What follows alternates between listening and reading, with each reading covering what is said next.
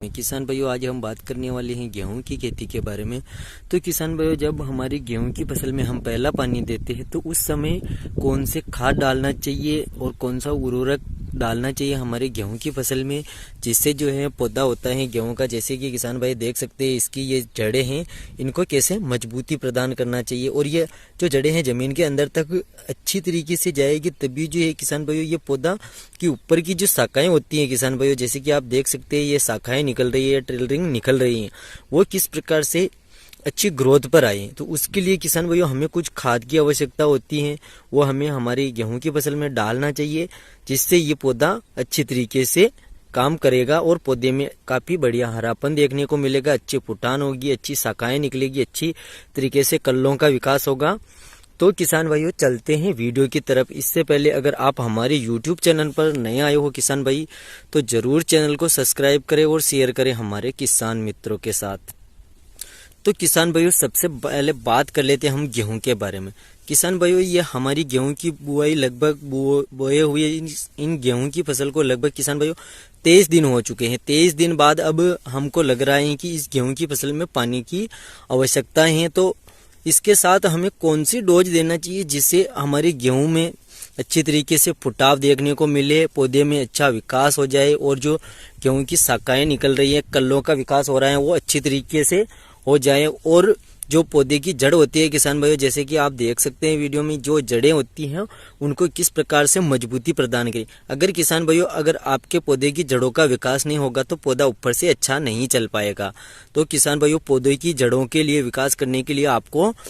Urea खाद तो लगभग सभी किसान भाई अपने गेहूं की फसल में डालते हैं। उसके साथ किसान भाइयों आपको एक और चीज मिक्स करनी है, जिससे आपके गेहूं की फसल में अच्छा ग्रोथ भी होगा, यानी कि डबल ग्रोथ हो जाएगा किसान भाइयों। तो वो है किसान भाइयों जिंक सल्फेट। तो किसान भाइयों 21% वाला जिंक आप अपने गेहूं की फसल में जब आपने पहला पानी देना है तो उस समय आप अपने गेहूं की फसल में 21% वाला जिंक जरूर डालना है, क्योंकि किसान भाइयों वो जिंक जो है पौधे की जड़ों में अच्छी तरीके से विकास करता है। जो पौधे की जड़ें जमीन तक अच्छी तरीके से गहराई में जाएगी तो पौधे में जो ऊपर की शाखाएं होती है किसान भाइयों, जैसे कि आप देख सकते हैं, तो वो अच्छी तरीके से काम करेगी किसान भाइयों। तो आपको किसान भाइयों इन बातों का अवश्य ध्यान रखना है, क्योंकि ये पौधे की शाखाएं अच्छी तरीके से नहीं चल पाएगी। तो फिर भी अगर किसान भाई जो अपना पौधा है उसमें आपको अच्छी तरीके से विकास नहीं मिल रहा है, पौधे की शाखाएं जो हमारी फसल है वो अच्छी तरीके से ग्रोथ नहीं कर रही है हमने जिंक डालने के बाद, तो किसान भाई उसके बाद आपको क्या करना है कि एक दवा जो मैं बताने वाला हूं, तो किसान भाई जब हमारे गेहूं की फसल में हम दूसरा पानी दे देते हैं तो उसके बाद क्या करना है किसान भाइयों की जब दूसरा पानी देने के बाद जो हमारे गेहूं की फसल में खरपतवार, जैसे कि आप देख सकते हैं किसान भाइयों खरपतवार ये उगने लग गई हैं, तो इसमें किसान भाइयों जो खरपतवार होती हैं वो अलग अलग प्रकार की होती है। तो कई खरपतवार बड़ी पत्ती की होती हैं, तो कोई चौड़ी पत्ती की, सकरी पत्ती की, जैसे कि किसान भाई अलग अलग प्रकार की खरपतवार पाई जाती है। तो किसान भाई क्या करते हैं, जो खरपतवार नाशक जाते हैं दुकानदार के पास और बोल देते हैं मुझे खरपतवार चाहिए, खरपतवार नाशक चाहिए गेहूं के लिए। तो किसान भाई आपको ऐसा नहीं करना, दुकानदार के पास जाना है और उसको बोलना है कि भाई हमारे गेहूं की फसल में ऐसी ऐसी खरपतवार नाशक उग रही है, तो उसके लिए हमें कौन सी दवा डालना बेहतर रहेगा जिससे हमारे गेहूं की फसल को झटका ना लगे। अगर किसान भाई गेहूं की फसल को झटका लगता है तो गेहूं की फसल धीरे धीरे उगती है, जैसे कि पौधे में ग्रोथ नहीं हो पाती है। तो कोई भी अगर आप खरपतवार नाशक का छिड़काव करते हैं तो आपको इन बातों का अवश्य किसान भाइयों ध्यान रखना है, ताकि अपने पौधे में अच्छी ट्रलरिंग बन जाए, पौधे में अच्छा विकास हो जाए। फिर भी किसान भाइयों खरपतवार नाशक का छिड़काव करने के बाद किसान भाइयों आपको एक काम और करना है। फिर भी अगर आपको अपनी गेहूं की फसल में हरापन देखने को नहीं मिल रहा है तो आप एक बार किसान भाइयों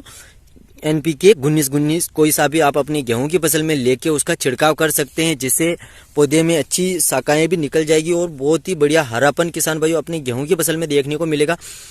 तो किसान भाइयों कुल मिला के आपको यह काम कर लेना है। फिर भी आपको